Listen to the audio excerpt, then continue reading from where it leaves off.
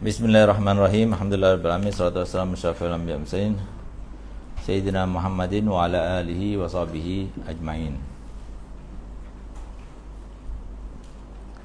Innama yu'limukal man'u li'adami fahmika anillahi fihi. Kadang-kadang sesuatu yang mencegah harapan, ya, itu sesuatu yang menyakitkan, ya. Cinta tidak terbalas, harapan hampa, ataupun permintaan yang tertolakkan.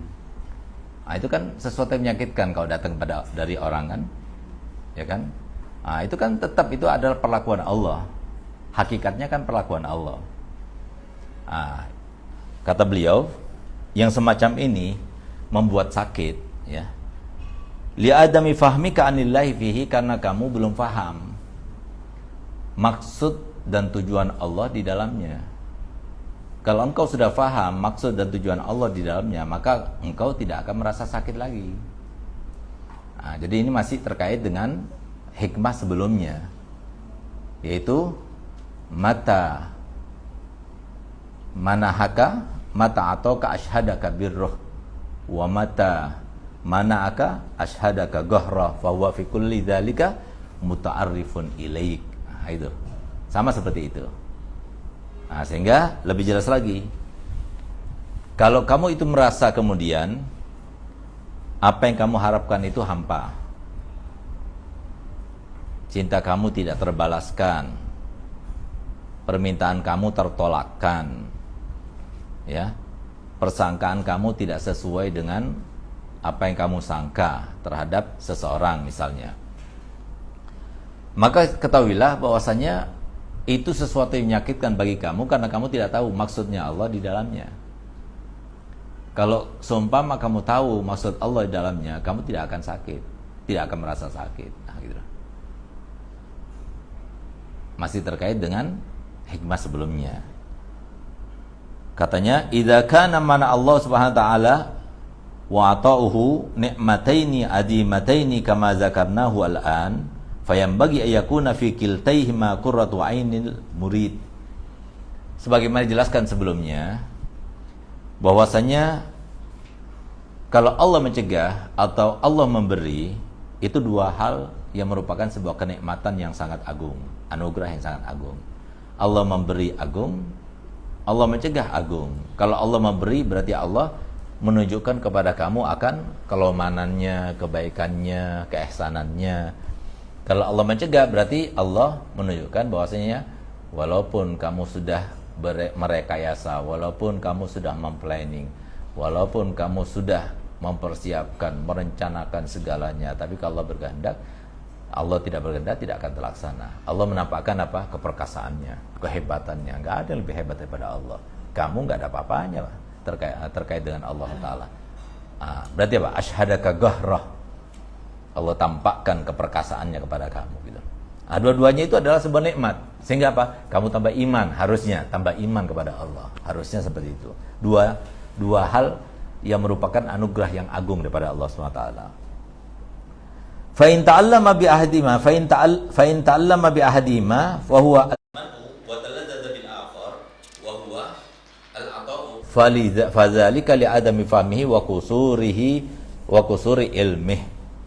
Kalau seumpama kamu kemudian merasa sakit dalam satu sisi, misalnya ketika dicegah kamu sakit, ketika diberi kamu senang, gembira, bahagia, bersyukur pada Allah Ta'ala. Tapi ketika disakiti, kamu merasa sudon kepada Allah Ta'ala. Nah, itu karena apa? Karena kamu tidak paham dan karena terbatasnya pemahaman kamu terkait dengan Allah Ta'ala. Wa innamal akmalu wal afdalu lahu an ya'lama bil ata'i wa yalazza bil mana'. Harusnya yang kamu harus lakukan dan utama untuk dilakukan, kamu itu harus merasa sakit kalau dikasih dan merasa senang kalau dilarang atau dicegah, gitu. Kenapa demikian? Kama qala Ibrahim al-Khawas radhiyallahu anhu, la yasihul faqru lil faqir hatta yakuna fihi khuslatan. Tidak sah kefakiran itu bagi seorang fakir sampai pada dirinya itu ada dua hal. Ihdahuma, yang pertama astiqa billahi ta'ala, yang pertama keyakinan kepada Allah Ta'ala. Wal ukhra asyukur lillahi fima rawahu anhu mimma btala bihi ghairuhu minad dunya. Yang kedua adalah syukur kepada Allah Ta'ala karena telah meriwayatkan darinya apa yang telah diberikan bencana kepada yang lainnya daripada dunia. Wala yakmilul faqiru hatta yakuna nadrullahu lahu fil mani afdal min nadri lahu fil ata.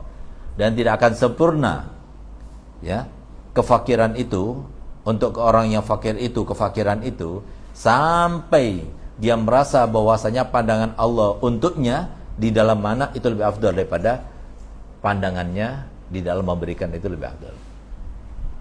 Sekarang kita dikasih sama Allah Ta'ala kan pas-pasan, masih kekurangan ya, termasuk Ustaz gitu loh, saya masih utang, masih banyak utang ya kan, masih Ustaz berharap ya Allah kapan anak bisa lunasi utang anak semuanya. Nah, kalian juga seperti itu kan. Nah, katanya di sini seorang yang merasa pas-pasan atau bahkan yang merasa fakir itu tidak lebih utama dan tidak sah sebagai seorang fakir yang sesungguhnya, sampai dia itu merasa kalau seumpama tidak diberikannya dia apa yang menjadi harapannya. Kan Ustaz harapannya apa? Terlunasi cepat utangnya Ustaz, biar Ustaz tidak terlalu capek ketemu sama orang yang menghutangi Ustaz itu. Kan capek kok ketemu sama orang yang menghutangi Ustaz kan?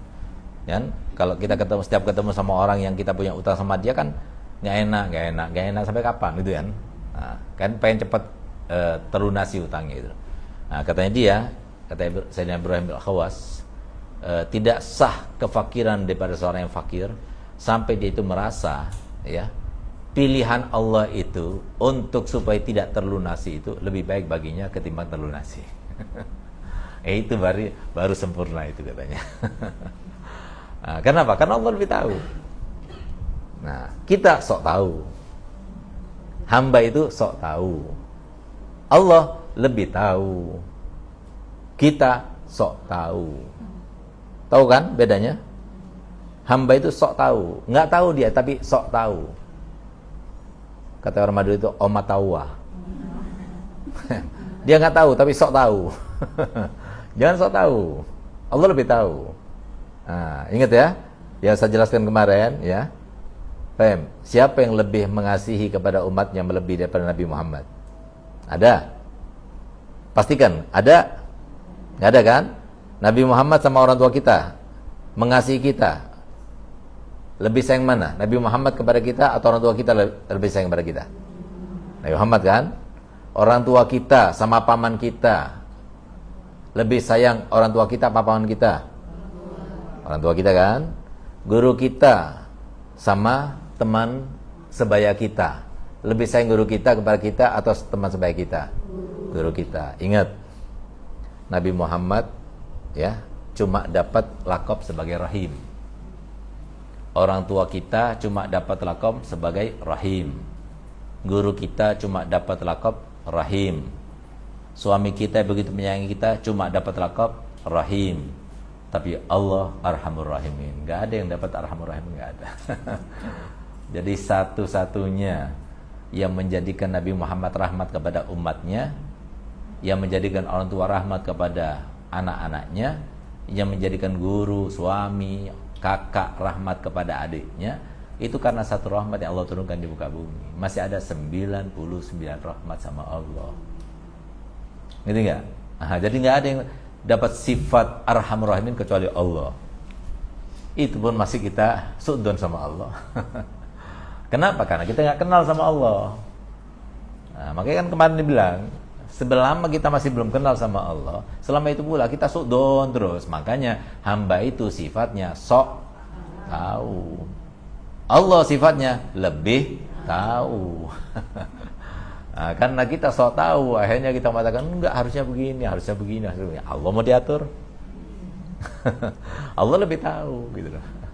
Jalannya aja. Cuma begini, ada suatu kesalahan ya yang kita sendiri yang melakukannya.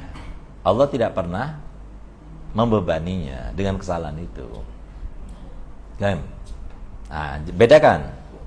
Ada kesalahan-kesalahan yang Allah sendiri tidak pernah membebaninya. Paham? Itu kesalahan karena kita sendiri yang melakukannya. Jangan kemudian kesalahan itu juga kita bebankan kepada Allah.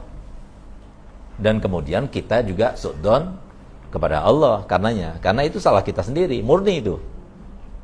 Paham? Nah, seperti apa? Misalnya Ustaz tanyakan kepada kalian, kenapa sih hidung kamu pesek? Kok nggak sama seperti orang Arab? Nah, misalnya, itu kesalahan siapa? Bolehlah kamu katakan itu kesalahan Allah. Silahkan.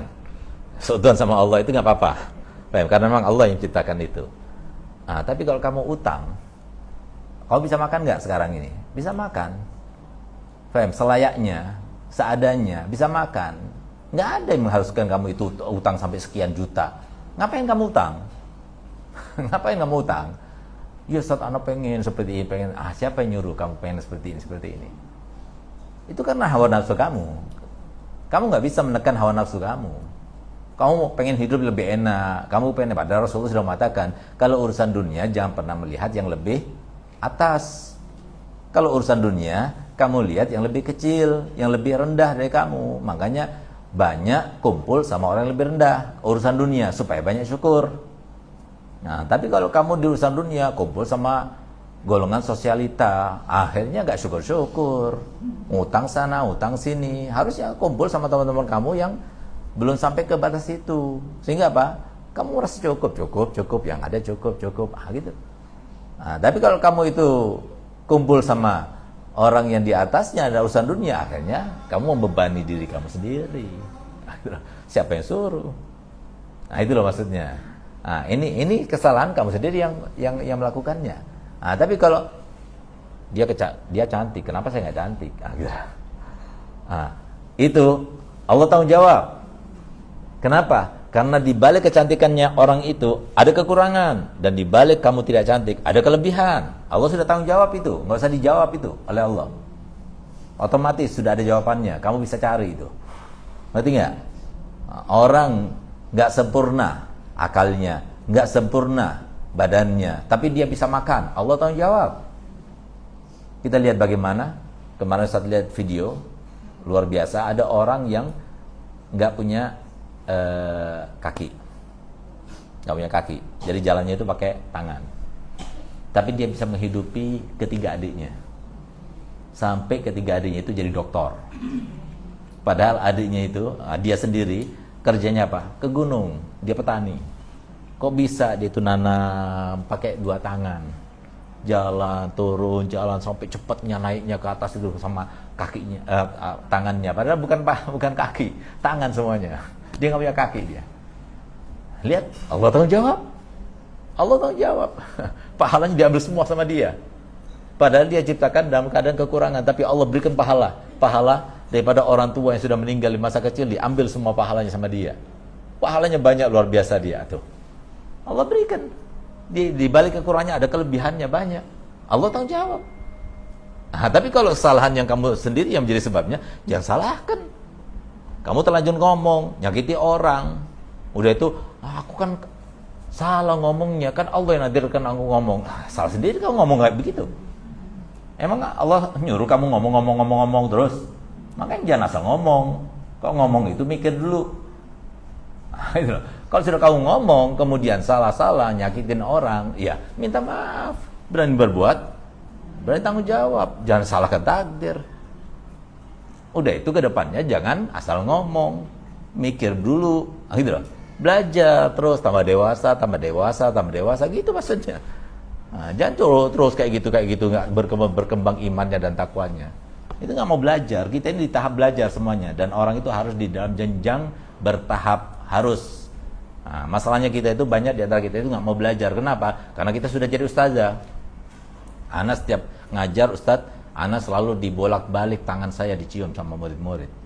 Sehingga cukup saya mengajar, saya nggak perlu belajar. Itu masalahnya manusia. Itu masalah kita. Gitu.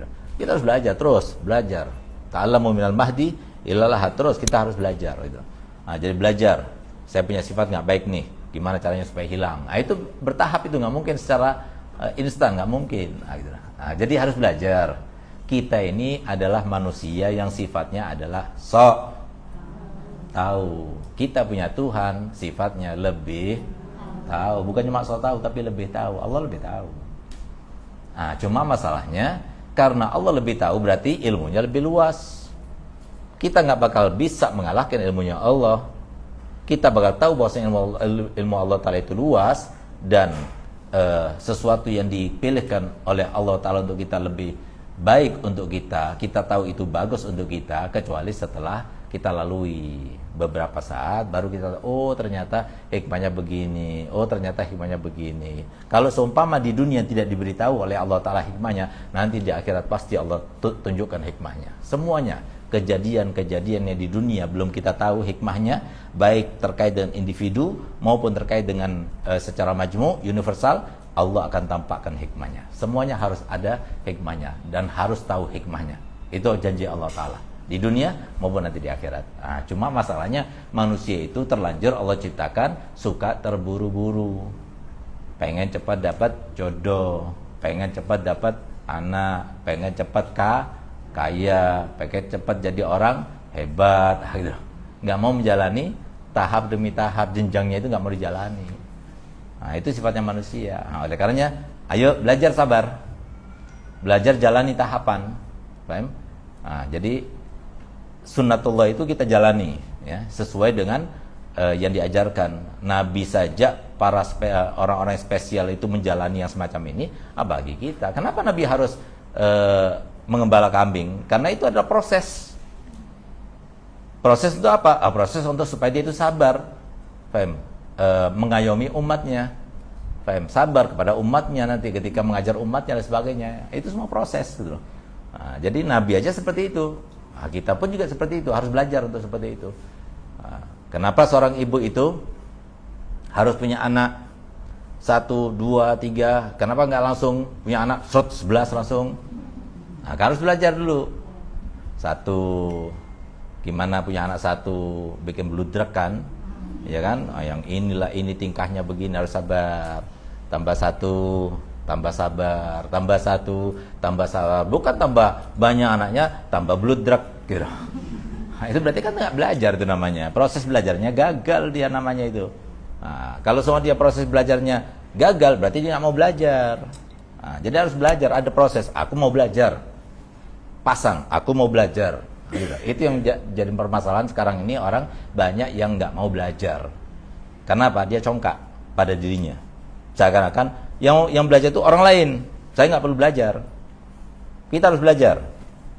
Ustadz tuh setiap dari apapun yang Ustadz lihat, Ustadz merenungkan, Ustadz diamkan, lalu Ustadz analis, Ustadz pelajari.